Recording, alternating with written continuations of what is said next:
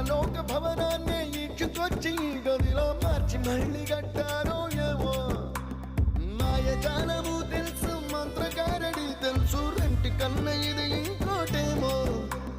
నీలాకాశం నేలాకొస్తే ఇట్టాగే ఉంటాదో ఏమో. ఈ సంతోషం